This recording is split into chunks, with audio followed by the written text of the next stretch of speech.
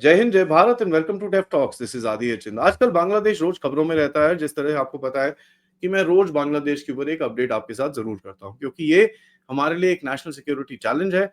और जिस तरह से इनके इलीगल यहाँ पर घुसे हुए हैं, उनके ऊपर क्या क्रैकडाउन चल रहा है, मेरे हिसाब से वो मेरा कर्तव्य है कि मैं उसके ऊपर रिसर्च बना के आपके सामने रखता रहूं। कल लेकिन खबर थोड़ी डिफरेंट आई। कल बांग्लादेश के फॉरेन एडवाइजर तौहीद हुसैन की तरफ से एक स्टेटमेंट आया कि भाई बांग्लादेश की तरफ से भारत को एक डिप्लोमेटिक नोट भेजा गया है। इस डिप्लोमेटिक नोट में शेख हसीना को एक्स्ट्राडाइट करने का प्रोसेस स्टार्ट करने का एक उन्होंने रिक्वेस्ट करा है भारत के साथ। नाउ देखिए, भारत और बांग्लादेश की जो एक्स्ट्रेडिशन ट्रीटी है वो 2013 में साइन हुई थी और एक बायलैटरल ट्रीटी है, तो दोनों तरफ से इस ट्रीटी को मानने के लिए बेसिकली उसके अंदर प्रोविजंस हैं और ना मानने के लिए भी उसके अंदर प्रोविजंस हैं। तो सवाल ये बड़ा बनता है कि क्या भारत शेख हसीना को वापस करेगा?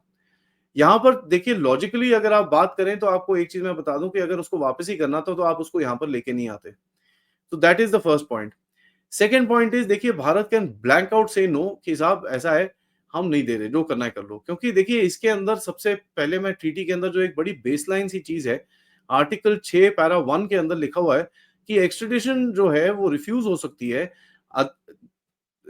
इन इन द केस जो ये जो एलिजिड ऑफेंस है which is of a political character. Political character मतलब पॉलिटिकल रिप्रेशन या पॉलिटिकल प्रोसिक्यूशन को रोकने के लिए भारत के पास ये पावर है कि ये एक्स्ट्रेडिशन ट्रीटी को मना कर सके। ऑल्दो बांग्लादेश के पास भी एक आधा क्लॉज है जहां पर वो कुछ बोल सकते हैं, नहीं नहीं देखो, ये क्राइम्स अगेंस्ट ह्यूमैनिटी है, ये है वो है, ऐसी चीजें बात कर सकते हैं। लेकिन भारत के पास एक सबसे बड़ा न्यूक्लियर ऑप्शन इसमें है। न्यूक्लियर ऑप्शन ये है कि Bharat can actually just cut off the treaty और एक नोटिस देने के बाद 6 महीने के अंदर वो ट्रीटी इनवैलिड हो जाएगी। तो ये आर्टिकल 21 के अंदर आता है। आर्टिकल 6, जैसे मैंने आपको बताया कि अगर पॉलिटिकल कैरेक्टर का ऑफेंस है तो भारत कैन वेरी क्लियरली से कि ना, this is a political offence that you are talking about and हम इनको वापस नहीं करते हैं। भारत की तरफ से एक्नॉलेजमेंट आ गया है। जो फॉरेन सेक्रेटरी हैं उनकी तरफ से एक स्टेटमेंट आया कि साहब हाँ, we have got this and at this time हमारे पास कोई भी कमेंट इसके बारे में नहीं है।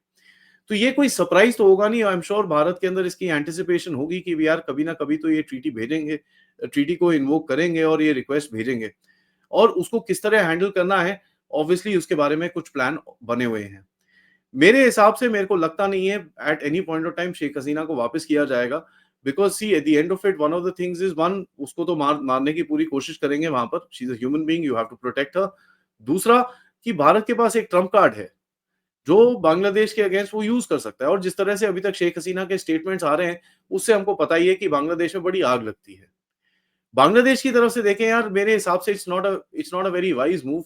आप बेसिकली एक मीडिया नैरेटिव बनाने की कोशिश करोगे। अभी जिस तरह से इकोनॉमिस्ट ने आपको कंट्री ऑफ द ईयर और ये सब चीजें बोली हैं, तो ये चीजें आप एक नैरेटिव बनाने की कोशिश करोगे, लेकिन it won't make much of a difference. Hasina काफी बड़े-बड़े स्टेटमेंट्स आजकल दे रही है, जो यूनुस को ऑब्वियसली पसंद नहीं आता। और यहाँ पर आप देखिए, यूनुस ने 2-3 बार ये स्टेटमेंट दिया है कि हसीना अगर वहां पर बैठी है, उसको बैठे रहने दीजिए, लेकिन उसको बड़े-बड़े ये स्टेटमेंट ना देने को बोलिए। अब यहाँ पर ये स्टेटमेंट्स क्या भारत की इंटेलिजेंस एजेंसीज को के लिंक में, की कोऑर्डिनेशन में ये चीजें बाहर आती हैं, टारगेटेड बाहर आती हैं कि वो अपने आप कर रही है, इसके बारे में ऑब्वियसली प्रूफ तो मेरे पास कुछ है नहीं, but it sure does seem like कि हमारी जो एजेंसीज हैं वो इसके साथ काम करके वेरी टारगेटेड वे के अंदर कुछ स्टेटमेंट्स निकलते हैं, जहां पर जैसी वो स्टेटमेंट निकलता है, बांग्लादेश में थोड़ी सी गड़बड़ होनी शुरू हो जाती है। अभी जो कल परसों में उन्होंने एक स्टेटमेंट दिया कि भाई एक मोहम्मद यूनिस और उसके टेररिस्ट गुटों के अगेंस्ट में एक यूनाइटेड रेजिस्टेंस फ्रंट बनाना चाहिए। तो काफी हद तक Sheikh Hasina is still pretty valid in the politics of Bangladesh. और ये ऐसा दिखता है क्योंकि जो उसके अवामी लीग का वहां पर कार्डर है, वो चार्ज अप हो जाता है every time there is a statement that comes out from this lady. Now funny thing मैं आपको बताऊं कि मैंने जैसे आपको रोज मैं आपको ब्रीफ करता हूं कि जो इलीगल बांग्लादेशीज हैं उनके ऊपर क्रैकडाउन बड़ा जबरदस्त चल रहा है। और इसके बारे में काफी हद तक एक नैरेटिव चलना शुरू हो गया है कि भारत अभी देखो यार, ये जो हमारे बंदों को पता नहीं कहां से किडनैप करके लेके चले गया, तो किडनैप ले करके चले गया और अब देखो वापस फेंकने की कोशिश कर रहा है। ऐसा नैरेटिव सोशल मीडिया में वो चला रहे हैं। अब मैं आपको थोड़े स्टेट्स के बारे में बताता हूँ और कुछ एक्शन जो मेरे को दिखता है होता हुआ, वो उसके बारे में बताता हूँ। सबसे पहले, कर्नाटका के होम मिनिस्टर की तरफ से एक स्पेशल टास्क फोर्स बनाने की बात करी गई है। और जहां पर इलीगल बांग्लादेशी जो रह रहे हैं उनको डिपोर्ट किस तरह किया जाए, कैसे करना है और क्या उसका प्रोसेस रहेगा, उसके ऊपर ऑलरेडी एक एसओपी बन चुकी है। करीब 150 के करीब में बंदे पकड़े गए थे, जिसके अंदर कुछ कुछ पाकिस्तानी भी थे जो अभी 1-2 दिन पहले पकड़े गए थे कर्नाटका के अंदर, और कल कोई 6-8 बंदे और पकड़े हैं इन लोगों ने, जो एक गुट था, उनके लीडर्स थे। और जैसे अब मैंने आपको पहले भी बताया कि भारत के अंदर जो इस टाइम पे क्रैकडाउन चल रहा है, it is basically on the leaders as far as these things are concerned. क्योंकि ये लीडरशिप के बिना ये जितना भी क्राउड यहाँ पर आता है, उसको मेंटेन करना बड़ा डिफिकल्ट रहेगा। तो आपको इनके रिंग लीडर्स को पहले तोड़ना पड़ेगा, जो इनका एक एक इंफ्रास्ट्रक्चर रखते हैं यहाँ पर। इनको ये जो डॉक्यूमेंट्स और ये सब चीज़ें जो चाहिए होती हैं, वो देते हैं, और इनका एक इकोसिस्टम बना के इनको प्रोटेक्शन करके रखते हैं। अगर आप उन लीडर्स को उठाओगे तो एक कहीं न कहीं एक जो रीढ़ की हड्डी होती है इस इकोसिस्टम की, उसको तोड़ने में आप कामयाब होगे। अब देखिए, ऐसे ही कोई 6-7 बंदे कल घुसने की कोशिश कर रहे थे असम के अंदर, वहाँ पर उनको पकड़ा गया। थैंकफुली उनको गोली नहीं मारी गई, क्योंकि अभी तक तो बीएसएफ को पूरी छूट है कि गोली मार सकते हैं। खैर, वो बच्चे थे तो वहाँ पर पकड़ के उनको वापस भेज दिया है। मेरे हिसाब से नेक्स्ट टाइम ये एग्ज़ाम्पल्स क्रिएट करने पड़ेंगे जब गोली चलेगी। देवेंद्र फडणवीस की तरफ से मैंने आपको जैसे बताया 1-2 दिन पहले, उन्होंने डिटेंशन कैंप्स के बारे में बात करी।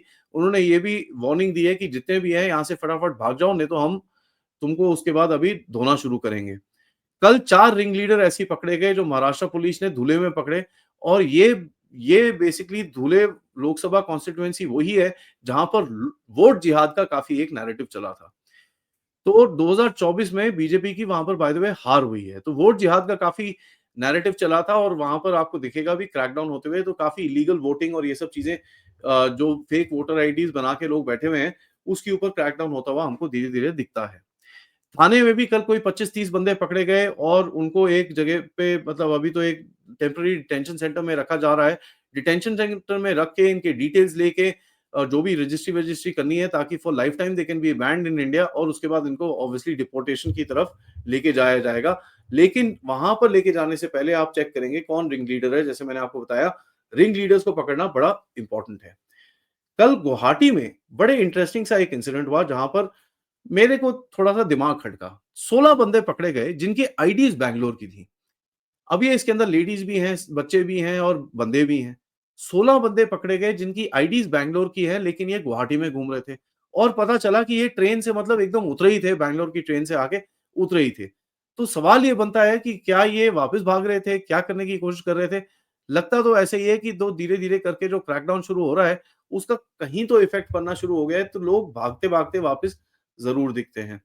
अहमदाबाद में कल 51 लोग पकड़े गए, जो जो काफ़ी ये काउंटरफेट डॉक्यूमेंट के केसेस हैं, उसमें काफ़ी एक्टिव थे, और ये फ़ोर्जरी और काउंटरफेट डॉक्यूमेंट्स बनाने में काफ़ी माहिर थे। 51 people including about 6-8 women were caught, and इनके ऊपर अभी ऑब्वियसली इनकी पूछताछ होगी, और जो भी सज़ा होनी है, ये होना है, वो सब होगा, और उसके बाद जो अलग वाले हैं, उनको तो वापस फेंकने की कार्यवाही की जाएगी।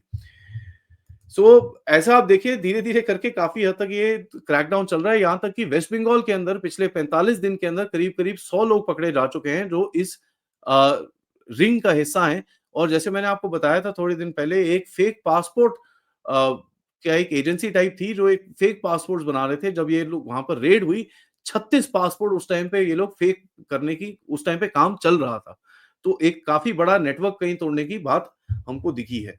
लेकिन सबसे बड़ी खबर आई दिल्ली के अंदर, जहां पर फेक आधार, वोटर आईडी कार्ड्स और दूसरे डॉक्यूमेंट्स बनाने का एक पूरा नेटवर्क एक्सपोज हुआ है, और 11 लोगों को अरेस्ट कर चुके हैं अभी, जो प्रोफेशनल डॉक्यूमेंट फोर्जर्स थे। तो डीसीपी साउथ अंकित चौहान की तरफ से आज सुबह ही ये स्टेटमेंट आया कि एक बहुत मेजर क्रैकडाउन हुआ है दिल्ली के अंदर, और इससे आपको दिखेगा कि इनका जो इकोसिस्टम है, जो ये आते हैं वापस इस तरफ, तो उनको सपोर्ट करने के लिए कोई नहीं रहेगा, and that to me is very very important.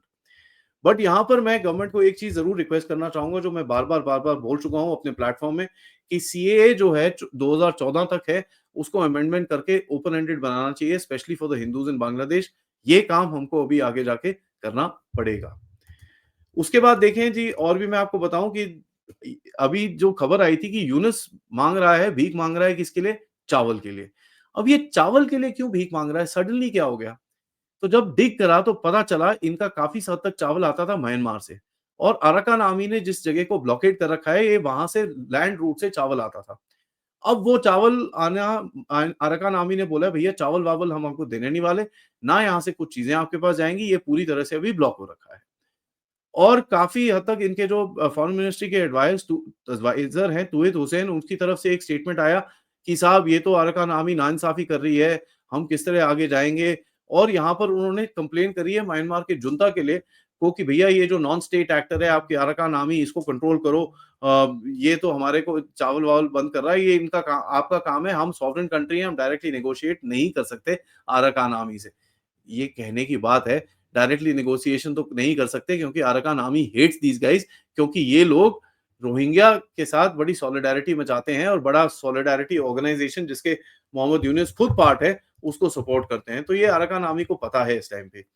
इस टाइम पे करीब-करीब 380 के करीब में 380 टन राइस और कुछ और चीज़ें वेट कर रही हैं 19-20 ट्रक्स के अंदर टेक्नाफ पोर्ट जो बांग्लादेश की तरफ जाने वाली थी और जो कॉक्स बाज़ार की तरफ जाने वाली थी, जो अराकान आर्मी ने इस टाइम पे रोक के रखा हुआ है।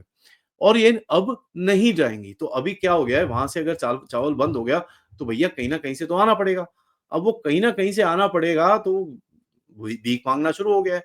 ये चीज़ हमको समझ में आनी चाहिए क्योंकि मैं इतने टाइम से सोच रहा हूँ, चावल क्यों माँग रहा है? Why now? ऐसा क्या इमीडिएटली हो गया कि इसको अभी-अभी चावल चाहिए? लेकिन एक चीज़ है, बोलते हैं ना आपदा में Afzal sort of a situation. इतना खराब चीज़ें हो रही हैं हिंदुओं के अगेंस्ट में बांग्लादेश में, लेकिन एक चीज़ मैं देख रहा हूँ कि बंगाल के अंदर हिंदूज़ अभी एकजुट होना शुरू हो चुके हैं और आवाज़ें उठनी शुरू हो चुकी हैं कि हम ये चीज़ें टॉलरेट नहीं करेंगे। कल काफ़ी जगहों वेस्ट बंगाल के अंदर मास गैदरिंग्स हुई और प्रोटेस्ट और डेमोन्स्ट्रेशंस हुए। नो मैं इसी से बोल रहा हूँ कि काफ़ी ये जो आप देखेंगे काफ़ी हद तक ये जो ममता बनर्जी है, उनकी गवर्नमेंट काफ़ी हद तक हिल चुकी है। कल 2-3 चीज़ें और हुई। 2-3 चीज़ें और हुई कल बांग्लादेश के अंदर एक ऑयल डिपो जो राजाहंसी में है, उसमें काफ़ी ज़ोर से एक एक्सप्लोजन हुआ। काफ़ी लोग इसको सैबोटाज बोलते हैं, लेकिन कहीं न कहीं ये इंटेलिजेंस बाहर निकली है कि रैडिकल एलिमेंट्स जो हैं जमात के, उन लोगों ने जाके इस पे अटैक करा और ये चीज़ मैं काफ़ी टाइम से बोल रहा हूँ। देखिए साहब, आप साँप पालेंगे अपने घर में, तो वो साँप कभी न कभी आके आपको खुद को डसेगा। फिर रोना मत क्योंकि आपका जो बांग्लादेशियों का ना बड़ा आदत है कि 2-2 मिनट में रोना शुरू हो जाते हैं। और आखिर में यूएस के एनएसए की तरफ से बांग्लादेश के यूनुस के साथ बातें हुई और वहाँ पर एक कमिटमेंट की बात हुई, लेकिन सबसे बड़ी चीज़ बात हुई, जो भारत की काफ़ी हद तक प्रेशर चल रहा है और व्हाइट हाउस की तरफ से भी स्टेटमेंट आए थे कि यार ये जो आप ह्यूमन राइट्स कर के वायलेशन चल रहे हैं, इसको ज़रा रोको। और यूनुस ने काफ़ी एश्योरेंसेस दी है कि नहीं यार रिगार्डलेस ऑफ रिलिजन हम ये सब चीज़ें करेंगे। ये तो बकवास है। हम सबको पता है कि यूनुस कितना बड़ा जिहादी है और किस तरह की उसकी भावनाएँ हैं और क्या-क्या करने की कोशिश कर रहा है वो देश के अंदर और किस-किस ऑर्गनाइज़ेशंस को सपोर्ट करता है, इसके बारे में तो मैं आपसे काफ़ी डिटेल में बात कर चुका हूँ। तो यूएस की तरफ से एक बोलते हैं ना फेस सेविंग टाइप अपॉर्च्युनिटी है, देखिए जी हमने तो बात कर ली, आप इतना प्रेशर डाल रहे हो भारत वालों, हमने तो बात कर ली, हम तो बार-बार टेक अप करने की कोशिश कर रहे हैं, तो अपने हाथ झाड़ने की कोशिश है और कुछ नहीं है क्योंकि अगर चाहें यूएस यूनुस को एक झटके में बोल सकती है कि यार ये बेवकूफ़ी बंद करो, क्योंकि यूनुस यूएस के बिना वहाँ पर 5 मिनट नहीं टिक सकता। इंटरेस्टिंग गेम है लेकिन यूनुस के ऊपर इस टाइम पे प्रेशर बढ़ना शुरू हो चुका है क्योंकि वो कोशिश तो काफ़ी कर रहा है कि अपनी so called anti Bharat activities को दुनिया में फैलाए, लेकिन दुनिया में एक्सेप्ट फॉर गहरे राजा और उसके कुछ टट्टुओं के अलावा nobody is actually willing to listen to him. So interesting game है। भारत शेख हसीना को के बारे में जवाब 1-2 दिन में देगा। मेरे हिसाब से तो जवाब ही नहीं देना चाहिए। बोलना चाहिए हाँ, हम सोच रहे हैं, जाओ। और क्रैकडाउन जैसे मैंने आपको बताया चल ही रहा है। Let's hope for more and more crackdown जो मैं आपके साथ शेयर करता रहूँगा। इस वीडियो को लाइक करिए, सब्सक्राइब करिए चैनल को अगर आपने नहीं करा है। Most importantly share this with your friends and families और आप इस चैनल की तरफ कंट्रीब्यूट भी कर सकते हैं यूजिंग द क्यूआर कोड या फिर पेपैल या फिर सुपर स्टिकर, सुपर चैट्स और आप चैनल के मेंबर्स भी बन सकते हैं। आज दोपहर में मैं आपसे मिलूँगा मणिपुर के साथ, बहुत ही ज़बरदस्त एक्सपोज़ है, ज़रूर देखिएगा और तब तक जय हिंद, जय भारत।